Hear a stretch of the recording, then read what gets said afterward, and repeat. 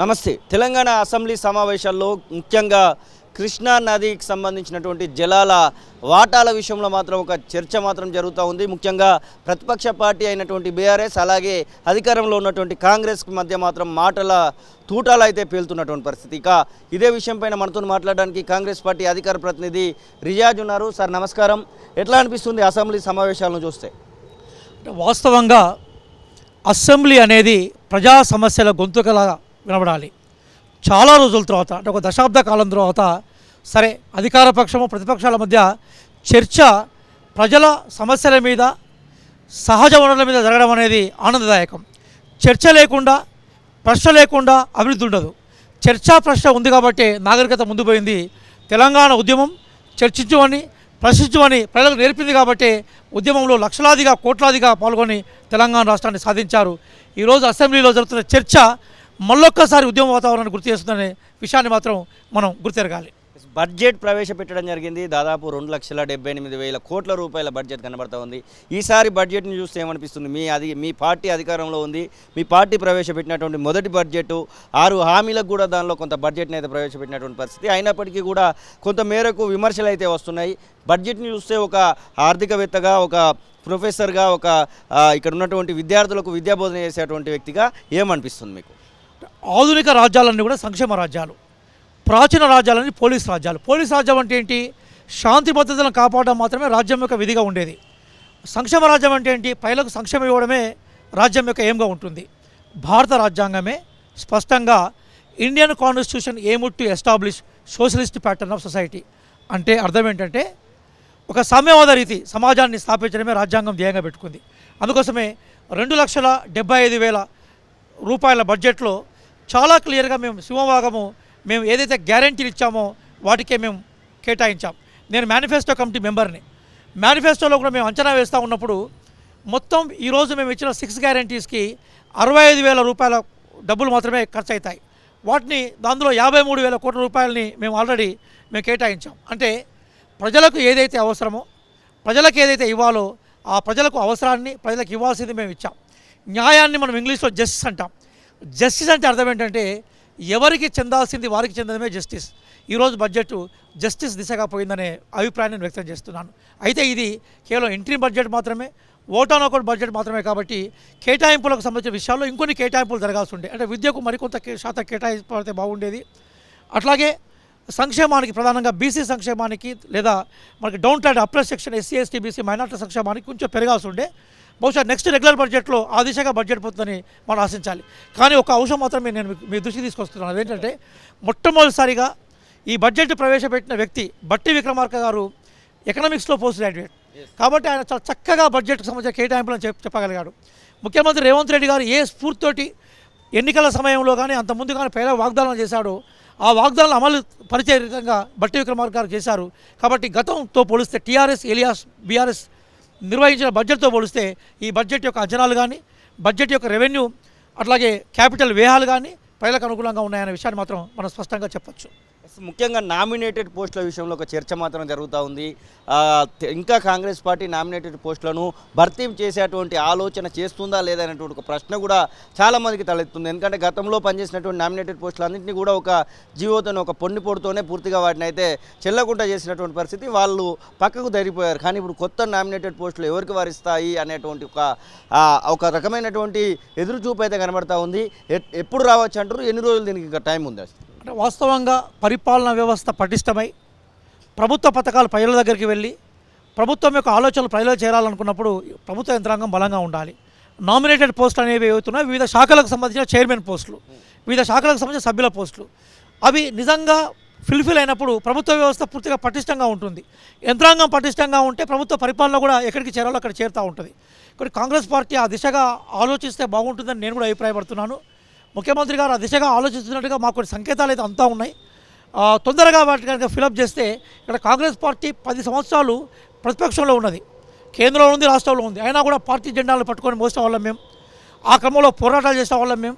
నన్నైతే కిడ్నాప్ గురి చేశారు. మీలాంటి టీవీ ఛానల్స్ నా జర్నలిస్ట్ మిత్రులే దాన్ని బాగా వెల్లోకి తీసుకొచ్చారు. అంటే అనేక కష్టాలకు లోనై నిర్బంధాలకు లోనై కాంగ్రెస్ పార్టీ అధికారంలో తీసుకొచ్చాం. కాబట్టి సహజంగా ప్రభుత్వ యంత్రాంగంలో కనుక భాగస్వామ్యం చేస్తే ఖచ్చితంగా ప్రభుత్వ పథకాల ఫలాలు ప్రజలకు తీసుకుపోతాం. కసితో పనిచేసే ప్రయత్నం కూడా చేస్తాం. ప్రభుత్వం ఆ దిశగా పనిచేయాలని మేము కోరుకుంటున్నాం. నాకు తెలిసి బహుశా పార్లమెంట్ ఎన్నికల ముందే వీటి ప్రక్రియ పూర్తయితే నేను భావిస్తూ ఉన్నాను. సరే, మేము పదవుల కోసం ఉద్యమాలు చేసిన చరిత్ర మాది కాదు, కానీ మనకి ఉన్న మెరిట్స్ ఉన్నప్పుడు, మనలో ఎబిలిటీస్ ఉన్నప్పుడు, సామర్థ్యాలు ఉన్నప్పుడు దానికి అవసరమైన పని కనుక ఇస్తే ఆ పనికి తగ్గ కృషి జరుగుతుంది. ఆ కృషి పార్టీకి, ప్రభుత్వానికి కూడా ఉపయోగపడుతుంది.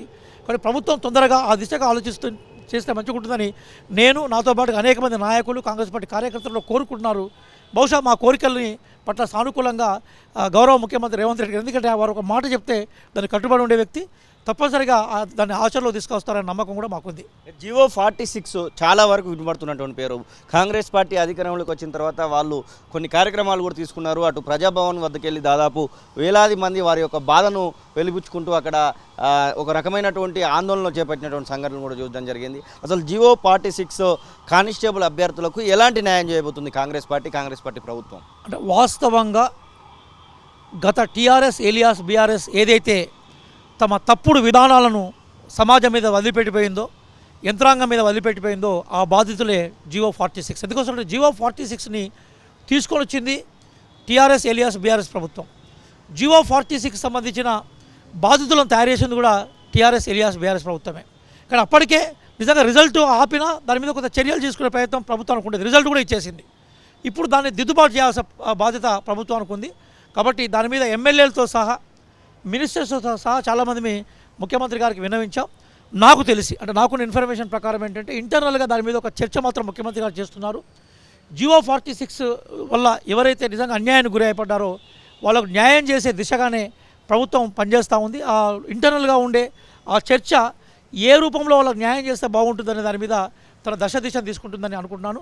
జియో 46 అభ్యర్థులు కూడా నేను విజ్ఞప్తి చేసేది ఏంటంటే, వాళ్ళు మాట్లాడుతున్న మాటల్లో నిజాయితీ ఉంది. వాళ్ళ ఆశ్రకానికి, వాళ్ళ ఆక్రందనకి డెఫినెట్గా మనం అధ్యాయాలి. దాన్ని ఈజీగా తీసుకోకూడదు. ప్రభుత్వం తక్షణమే వాళ్ళకు ఊరటనిచ్చే విధంగా యాక్షన్ ప్లాన్ తీసుకోవాలని నేను కూడా కోరుకుంటున్నాను. జియో 46 అనేది గత ప్రభుత్వం చేసిన తప్పిదం, వాళ్ళు వదిలేసిన పాపంగానే మేము చూస్తూ ఉన్నాం. గత ప్రభుత్వం దానికి సంబంధించిన దిద్దుబాటు చర్యలు ఉంది. కొంచెం ఓపిక పడితే వాళ్ళకు ఏం చేయాలో అన్న విషయం మీద కూడా ప్రభుత్వం నిర్ణీతమైన ఒక సరైన నిర్ణయం తీసుకుంటుందని నేను ఆశిస్తున్నాను. ఇంకా 317 జియో బాధితులు కూడా కనబడతా ఉన్నారు. స్పౌజ్ బాధితులు కనబడతా ఉన్నారు. వాళ్ళేమో నిరుద్యోగులు అయితే వీళ్ళందరూ ఉద్యోగులు. దూర ప్రాంతాల్లోకి నెత్తివేయబడ్డాము, మేము చాలా ఇబ్బందులలో ఉన్నామని చెప్తున్నటువంటి వాళ్ళు 317 విషయంలో, స్పౌజ్ విషయంలో ఎలాంటి నిర్ణయాలు తీసుకోబోతున్నారని. శశిపాలుని పాపాలకి 100 పాపాలు అయినాక ఎట్లయితే శశిపాలుడు అంతరించిపోయినాడో టీఆర్ఎస్ కూడా అట్లా అంతరించిపోయింది. ఈ 317 జియో కూడా ఇది చాలా సింపుల్గా పరిష్కరించే అవకాశం ఉన్న సమస్యను జట్లను చేశారు. ఇది కూడా టీఆర్ఎస్ ఏలియాస్ బీఆర్ఎస్ చేసిన పాపమే. ఈరోజు ఆ 317 జియో మీద ముఖ్యమంత్రి గారు స్వయంగా ఎన్నికల ముందు మాట్లాడారు. ముఖ్యమంత్రి గారు అయినా కూడా మాట్లాడినారు. త్వరలోనే దశల వారీగా వాళ్ళకి న్యాయం చేసే ప్రయత్నం చేస్తాం. ఉపాధ్యాయ సంఘాలతో కూడా చర్చ చేసేందుకు సిద్ధంగా ఉన్నారు. ఈ విషయం మీద ముఖ్యమంత్రి గారిని స్వయంగా కలిసినప్పుడు కూడా వారు అన్నది ఏంటంటే, ఈ అసెంబ్లీ సెషన్స్ అయిపోయాక ఎవరైతే బాధితులు ఉన్నారో వాళ్ళతో ప్రత్యక్షంగా ముఖ్యమంత్రి గారు మాట్లాడి దానికి ఎట్లాంటి సొల్యూషన్స్ తీసుకుంటే బాగుంటుందో శాశ్వత పరిష్కారాల మీద ఫోకస్ చేసే ప్రయత్నం చేస్తారు.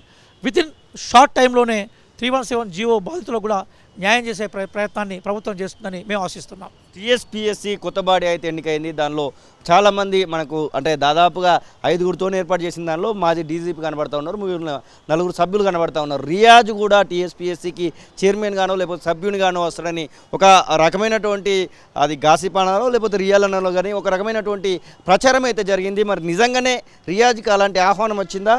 రియాజ్ ఏం సమాధానం చెప్పిన ఆ టైంలో? అంటే వాస్తవంగా అంటే ఈ కాంపిటేటివ్ ఎగ్జామ్స్లో నా 20 ఏళ్ళ జీవితం ఉన్నది శ్రీనివాస్ గారు. కొన్ని వేలాది మందికి నేను పాఠాలు చెప్పాను. వేల సంఖ్యలో ఉద్యోగాలు చేస్తున్నారు. ఇక్కడ సీఎం గారు ప్రతిసారి ఏమనుకునేదంటే రియాజ్కి బేసికల్గా ఈ వ్యవస్థ మీద అంటే పరీక్షలు పెట్టడం, కోచింగ్ ఇవ్వడం, ఈ వ్యవస్థ మీద వారికి బేసికల్గా కొంత అవగాహన ఉంది. కాబట్టి వీరు జనరల్గా అట్లాంటి వ్యవస్థలో ఉంటే బాగుంటుందని భావించినట్టుగా నాకు కూడా కొంత ఇన్ఫర్మేషన్ ఉంది. కానీ నాకు దానికన్నా అంటే టీఎస్పీఎస్పీ లాంటి జాబ్ని బేసికల్గా లాంటి జాబ్ని ఎవరైనా చేయగలుగుతారు. అంటే మనకు చాలా నిష్ఠాతులైన అధికారులు ఉన్నారు. వాళ్ళు ఎవరినైనా అందులో తీసుకునే అవకాశం ఉంది. కానీ దానికన్నా ముందుగాల రాజకీయ లక్ష్యం అనేది చాలా కీలకమైనది. రాజకీయ లక్ష్యంతో నేను పనిచేసినప్పుడు ఎక్కువ మందికి నేను న్యాయం చేసే అవకాశం ఉంటుంది. ఎందుకంటే యూనివర్సిటీ స్థాయిలో నేను చాలా సంవత్సరాలు పనిచేశాను. మళ్ళీ ఈ ఉద్యోగం కూడా అట్లాంటి ఉద్యోగమే, పరిమితంగా ఉంటుంది. అంటే ఉద్యోగం యొక్క స్కోప్ పరిమితంగా ఉంటుంది. కానీ ప్రజాక్షేత్రం అనేది విశాలమైన యూనివర్సిటీ. కాబట్టి నేను సుముఖంగా ప్రధానంగా అంటే నేను అందులో పనిచేయాలని కూడా ఎప్పుడు నేను ముఖ్యమంత్రి గారిని పర్సనల్ కలిసి చెప్పిన సందర్భం కూడా లేదు. దానికన్నా ఎక్కువగా పాఠాలు చెప్పుకోవడం, దానికన్నా ఎక్కువ ప్రజా సమస్యలు వినడం, దానికన్నా ఎక్కువగా విన్న ప్రజా సమస్యలను పరిష్కారం చేయడంలో ప్రభుత్వానికి సహకరించడమే ఎక్కువ స్కోప్ ఉన్న వ్యవహారం కాబట్టి ఇటువైపు ఉంటేనే బాగుంటుందని అనుకున్నాను. బహుశా నేను దీనికి సంబంధించిన ఇష్యూస్ మీద నాకున్న నాలెడ్జ్ తోటి ముఖ్యమంత్రి గారిని కనుక రిక్వెస్ట్ చేస్తే బహుశా వాళ్ళు అనుకూలంగా స్పందించేవారని నాకు అనిపించింది. అట్లాంటి సంకేతాలు కొన్ని వచ్చాయి. కానీ నేను దానికైనా ప్రజా జీవితంలో ఉండాలనుకున్నాను కాబట్టి నేను అటువైపు ఎక్కువగా మొగ్గు చూపే ప్రయత్నం చేయలేదు. అది ముఖ్యమంత్రి గారు ప్రభుత్వం నిజంగా కూడా నా ప్రతిభకు అంటే నాకున్న సామర్థ్యాలను రికగ్నైజ్ చేశారు. కానీ నేనే దానికి సూటబుల్ కాదేమో అనుకొని చెప్పేసి నేను కామ్గా ఉన్నాను. ఎంపీ ఎలక్షన్స్ దగ్గరలో ఉన్నాయి. ఎంపీ ఎలక్షన్స్కు ముందు చాలా పనులు చేయాల్సినటువంటి అవకాశం అయితే అవసరమైతే ఖచ్చితంగా ఉంది కాంగ్రెస్ పార్టీకి. ఇంకా ఎన్ని రోజులు పట్టచ్చు అంటారు ఫుల్ ప్లెడ్జ్గా ఈ యొక్క పనులు మొదలవడానికి? ఎందుకంటే ఇప్పటికీ వాదనలు ప్రతివాదనలు మాత్రమే నడుస్తున్నట్టుగా ప్రజలు మాట్లాడుకుంటున్నటువంటి మాట. ఇక ఆటో డ్రైవర్లకు సంబంధించినటువంటి సమస్యలు కనబడతా ఉన్నాయి. కేవలం ఫ్రీ బస్ ఒకటే అమలు చేస్తున్నారనేటువంటి ఒక వాదన వినబడతా ఉంది. ఆ తర్వాత ఫ్రీ కరెంటు బిల్లుకు సంబంధించి గృహజ్యోతి విషయంలో ఆలోచిస్తున్నటువంటి పరిస్థితి కనబడతా ఉంది. 500 రూపాయలకు వచ్చేటువంటి గ్యాస్ బండ విషయంలో కూడా ఆలోచిస్తున్నటువంటి ఇవన్నీ చేస్తే కానీ ఎంపీ ఎలక్షన్స్లో సానుకూల పవనాలు రావనేటువంటి ఒక ఆలోచన మాత్రం చాలామంది పొలిటికల్ ఎనలిస్టులు చెప్తున్నటువంటి మాట. ఇవన్నీ ఎప్పుడు జరగచ్చు అంటారు? శ్రీనివాస్ గారు 2 అంశాలు, వేరు అంశాలు. ఒకటి ఏంటంటే రాబోయే కాలంలో మనకు గ్రాడ్యుయేట్ ఎమ్మెల్సీ ఎన్నిక కూడా ఉంది, వరంగల్, నల్లగొండ అండ్ ఖమ్మం. అందులో కూడా గ్రాడ్యుయేట్స్ని అంటే ప్రధానంగా విద్యార్థికుల్ని ప్రభావితం చేసి ఆ సీటు గెలవాల్సిన బాధ్యత మాకుంది. పార్టీ నాకు ఏదన్నా పని అప్పచెప్తే నేను డెఫినెట్గా అందులో నిమగ్నం అవుతాను. ఆ పార్టీ ఆదేశిస్తే వాళ్ళ ఆదేశం మేరకు నడుచుకునేందుకు సిద్ధంగా ఉన్నాను. ఎందుకంటే కొన్ని వేలాది మంది విద్యార్థులు ఈ ప్రాంతంలో నాకున్నారు. లక్షలాది మందికి చదువు చెప్పాను నేను. ఆ క్రమంలోనే ఎంపీ ఎలక్షన్ కూడా గెలవాలి. ఎందుకంటే ఎంపీ ఎలక్షన్లో గెలవడం ఎందుకోసం అంటే ఈరోజు మొత్తం దేశంలో మేము 2 రాష్ట్రాల్లో అధికారంలో ఉన్నాం. మరొక రాష్ట్రంలో మేము సపోర్ట్ చేసిన పార్టీ అధికారంలో ఉంది. తెలంగాణను మళ్ళీ రీగైన్ చేసుకోవాల్సిన అవసరం మాకున్నది. ప్రజా తీర్పును గౌరవించి భవిష్యత్తులో కూడా తీర్పు కంటిన్యూ చేయాల్సిన అవసరం మాకున్నది. ఈ నేపథ్యంలోనే మేము కొన్ని స్కీమ్స్ తీసుకొచ్చాం.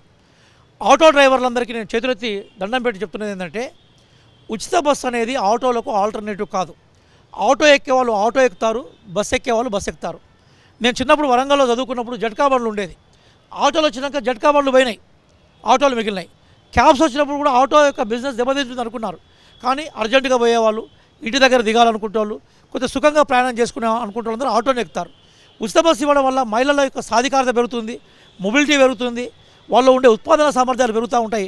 మహిళా వికాసము, మహిళా ఎంపవర్మెంట్ అనేది పెరగాలంటే ఖచ్చితంగా ఉచిత బస్సు లాంటి ప్రయాణాలు ఉండాల్సిందే. ఇది ప్రపంచంలో అనేక దేశాలు అమలు చేస్తున్నవే, కొత్తగా మనం చేస్తున్నది ఏం కాదు. అదే నేపథ్యంలో గ్యాస్కి సంబంధించింది కానీ గృహలక్ష్మి కానీ ఇవన్నీ ఉద్దేశం ఏంటంటే మహిళా సాధికారాన్ని ఇవ్వడమే. మహిళా సాధికారాన్ని ఇవ్వడం అంటే మహిళ దగ్గర పొదుపు ఉన్నప్పుడు ఆ పొదుపు కుటుంబానికి ఉపయోగపడుతుంది. దీర్ఘదృష్టితో ఆలోచించినప్పుడు ఈ పథకాలలో ఉండే విశిష్టత మనకు కనబడుతూ ఉంటుంది. అందుకోసమే రాహుల్ గాంధీ గారు చెప్పినట్టుగా వ్యవస్థ అనేది ధనవంతుల కోసం పనిచేయొద్దు, ధనవంతుల కోసం వాళ్ళు పనిచేసుకోగలుగుతారు. వ్యవస్థ సమాజంలో అట్టడుగు వర్గాల కోసం పనిచేయాలి కాబట్టి వాళ్ళ దిశగా ఇది ఉంది. కాబట్టి మేము ఏదైతే హామీలు ఇచ్చామో ఈ హామీల ఖర్చు 63,000 కోట్ల రూపాయలు అవుతుంది. ఆల్రెడీ 53,000 కోట్ల రూపాయలను గవర్నమెంట్ కేటాయించింది. భవిష్యత్తులో వీటిని అమలు చేస్తాం. ప్రజలకు ఏ నమ్మకాన్ని అయితే ఇచ్చామో దాన్ని నిలబెడతాం. మరొక కీలకమైన విషయం ఏంటంటే ఈ 6 గ్యారెంటీల తర్వాత మేము ఇచ్చిన మరో పెద్ద అభయం ఏంటంటే అది ఉద్యోగాల కల్పన. ఆ ఉద్యోగాల కల్పనలో భాగంగానే మనం దాదాపుగా 8,000 నర్సింగ్ పోస్టులను క్లియర్ చేసాం. ఈరోజు గురుకుల పోస్టింగ్కి సంబంధించిన వ్యవహారం స్టార్ట్ అవుతుంది. ఇంకో 3-4 రోజుల్లో పోలీస్ సంబంధించిన వ్యవస్థలు నడుస్తుంటాయి. రేపో మాపో గ్రూప్ 1 రాబోతుంది. మేము ఏదైతే పెట్టామో దాన్ని నిలబెడుతున్నాం. మేనిఫెస్టోలో దుద్దిల సుధీర్ బాబు గారు మాకు చైర్మన్గా ఉండేది, అట్లాగే అల్దా జానయ్య గారు, ప్రొఫెసర్ లింగయ్య యాదవ్ గారు, నేను, శ్రీనివాస్ గారు, అట్లాగే ఇంకా చాలామంది కలిసి మేనిఫెస్టో రూపొందించాం. వాటి అమలు కోసం కూడా మేము ప్రభుత్వ అధికారులను అట్లాగే మంత్రులని, ముఖ్యమంత్రి గారిని కలిసి విజ్ఞప్తి చేస్తున్నాం. మా లక్ష్యం ఏంటంటే ఏ తెలంగాణ రాష్ట్రాన్ని ఏ స్వప్నాల సాధన కోసం సోనియా గాంధీ గారు ఇచ్చారో ఆ స్వప్నాలను సాధించే కోణంలోనే మేము ముందుకు పోయే ప్రయత్నం చేస్తున్నాం. Thank you sir. ఇది ప్రొఫెసర్ రియాజ్ చెప్తున్నటువంటి మాటలు. ఖచ్చితంగా తెలంగాణ రాష్ట్రంలో మేము వచ్చేటువంటి ఎంపీ ఎలక్షన్స్లో ముందుకు పోయడానికి అన్ని గ్యారంటీలను అమలు చేస్తామని, అలాగే జివో 46-317 బాధితులందరికీ కూడా కాంగ్రెస్ పార్టీ అండగా ఉంటుంది, వారికి న్యాయం చేస్తున్నటువంటి ఆశాభావాన్ని అయితే వ్యక్తం చేస్తున్నటువంటి పరిస్థితి. కెమెరా పర్సన్ సతీష్తో శ్రీనివాస్, తొలివెలుగు, హైదరాబాద్.